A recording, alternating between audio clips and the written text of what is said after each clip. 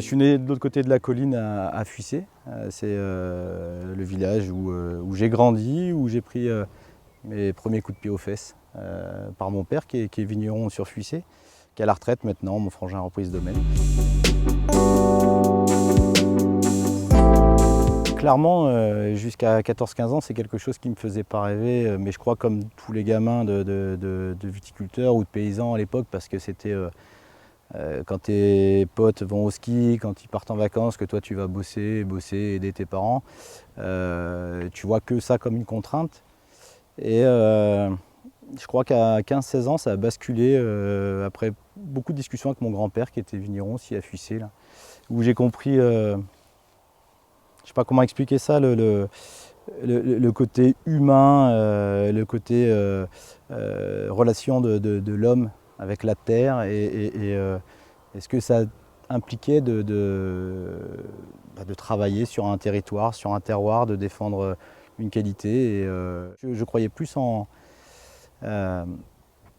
l'expérience que tu peux prendre en voyageant et de suivre un peu nos aînés qui sortaient de l'école, qui avaient beaucoup voyagé et qui s'étaient enrichis de plein d'autres cultures, parce que je crois que quand tu es né dans un petit village, c'est aussi bien de pouvoir sortir. Alors la vie a fait que je ne suis pas parti, parce que j'ai commencé par une autre expérience de vigneron dans la vallée du Rhône, gardoise, et après 4 ou 5 millésimes, j'ai décidé de revenir à mes racines pour essayer de choyer une terre qui m'était chère, quoi. Mes racines, mon origine, le côté bourguignon, je crois qu'on est bien en Bourgogne, quoi. C'est un endroit où il fait bon vivre et la culture de la vigne, la culture des appellations, du recevoir est quand même assez particulière en Bourgogne et peut-être plus particulièrement encore dans le Mâconnais où il y a une vraie chaleur, je trouve, dans le monde viticole en tout cas. Je crois qu'il y a plusieurs facteurs. Le premier, déjà, il fallait pouvoir s'installer ailleurs qu'ici. C'est vrai que quand tu es né à Fuissé, tu dis bah voilà, si je peux trouver quelques vignes à Fuissé, est-ce qu'on a agrandi le domaine familial, est-ce que je vais m'associer avec mon père ou reprendre le domaine familial?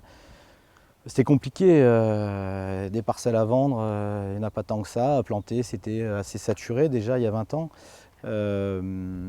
Et puis voilà, il s'est trouvé que ce domaine était à vendre et j'aimais vraiment la liberté et le fait de pouvoir entreprendre tout seul, c'était quelque chose aussi qui m'animait. Et c'est vrai, quand on a vu ce domaine à vendre, je me suis dit, il faut absolument, j'étais encore dans le sud, il faut absolument que j'aille voir les vignes, voir un peu comment c'est. Et j'ai marché 2 dimanches de suite, je suis revenu du Gard, marché 2 dimanches de suite ici. Et puis en disant, on va déposer un dossier. Alors on était très nombreux, on était plus de 10 à être retenus. Et c'était une satisfaction. Et je ne sais pas pourquoi, j'étais persuadé que ma candidature allait pouvoir être retenue.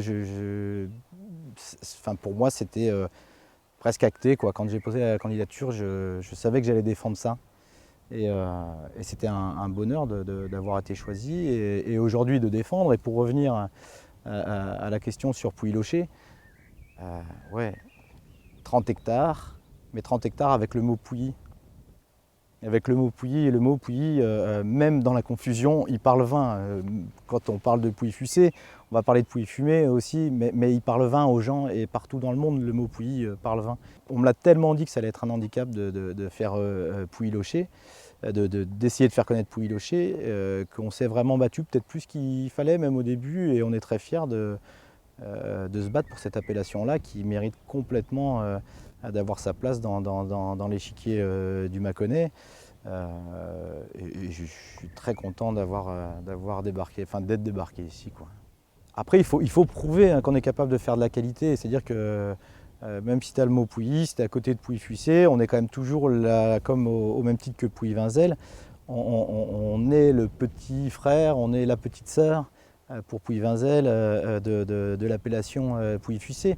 Donc on est toujours dans l'ombre, mais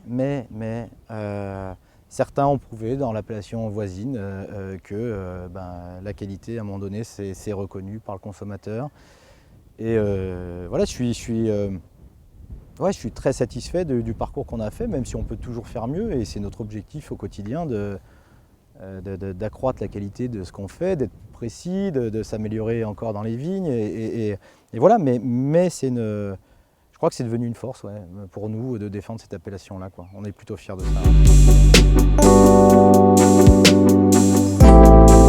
On achète une surface de 7 hectares 20 au départ, hein, c'était le domaine en entier, auquel on est venu ajouter quelques achats de pouilles fuissées parce qu'on a eu l'opportunité, donc on a juste une parcelle, macon fuissé également un petit peu, et on a pris quelques parcelles de macon loché qui étaient encore plantables ces dernières années. On doit être le plus gros propriétaire de pouilles lochées sur les 30 hectares et quelques. Nous on a 6, un peu plus de 6. Je pense avec une très belle représentativité des différents terroirs qu'on trouve sur Pouilly-Locher. On est une altitude qui est quasiment identique partout. Alors bien sûr, il y a des bas de coteaux, des choses un peu plus vallonnées qui font que, mais c'est vraiment le terroir, les différents terroirs qui donnent le style d'un Pouilly-Locher sur du Jurassique, qui est très minéral, qu'on peut aller comparer avec les pouilles fuissées les plus minéraux en fait. Et puis des choses qui sont sur le Trias notamment, qui donnent des vins plus gourmands, plus faciles, d'approche plus facile, voilà c'est ça. Et je crois qu'on a vraiment une typicité de vin assez incroyable sur les 30 hectares. 30 hectares. Ouais, c'est assez important cette diversité. Et je pense que notre choix, ça a été de mettre en avant cette diversité à travers tous les vins qu'on fait. Chaque parcelle est une bouteille chez nous. Est-ce que c'est la solution? En tout cas, c'est la culture bourguignonne qui veut ça, je crois. Hein.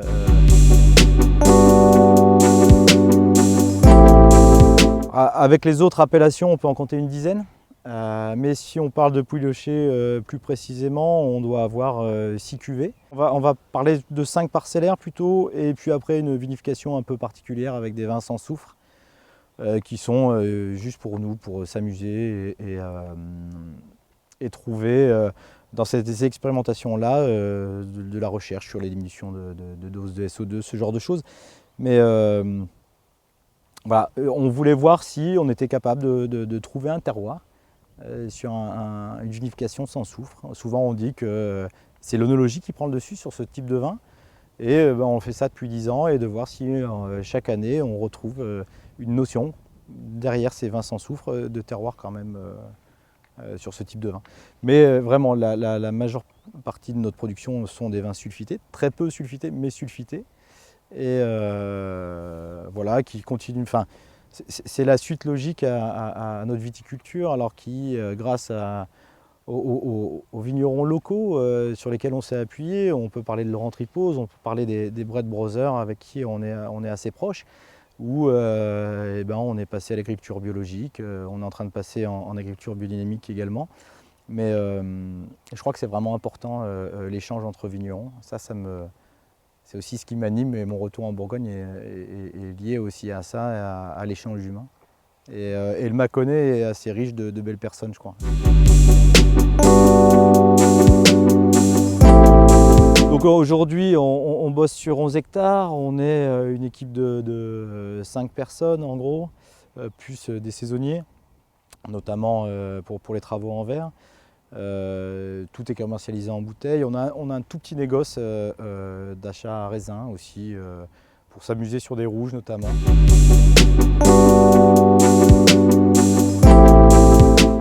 Effectivement, on fait 50%, 60% d'export, mais ça n'a pas été une volonté. Ça s'est trouvé comme ça. Je crois qu'on a la chance aujourd'hui d'avoir beaucoup de clients partenaires. Et ça, c'était aussi quelque chose de très important, l'humain encore une fois. C'était pas vendre pour vendre. Je crois qu'on a cette chance-là, alors qui est peut-être liée à des millésimes petits parfois, et qui fait que on n'a pas trop de stock, et ça c'est vraiment une problématique. Je pense que c'est quelque chose sur lequel il faut qu'on travaille, nous en tout cas, pour sécuriser un peu le domaine. Aujourd'hui on n'a pas de stock, mais on a plutôt des très bons clients. On a beaucoup de cavistes partenaires en France, au moins 300 je pense aujourd'hui. En France? Ouais, beaucoup de cavistes indépendants, et pas que d'ailleurs, mais indépendants surtout. Et plein de cavistes sont devenus des potes, en tout cas pour pas dire des amis, parce que voilà, ce sont des passionnés comme nous, et ça c'est important. Et puis la restauration, on ne négligera pas la restauration. Alors oui, on peut parler d'étoilé, mais c'est pas que ça. Moi je cherche surtout, enfin on cherche rien. On est très fiers d'avoir des bouteilles sur des tables où on propose de la cuisine, quoi. Qu'elles soient simples mais vraies, ou étoilées, peu importe. L'intérêt c'est que voilà, qu'il y ait un échange avec les gens qui sont derrière une enseigne de restaurant, une enseigne de caviste, et qui essaient de comprendre ce que l'on fait, quoi. C'est aussi ça, être viticulteur, je crois. C'est échanger avec les autres, ouais, il me semble.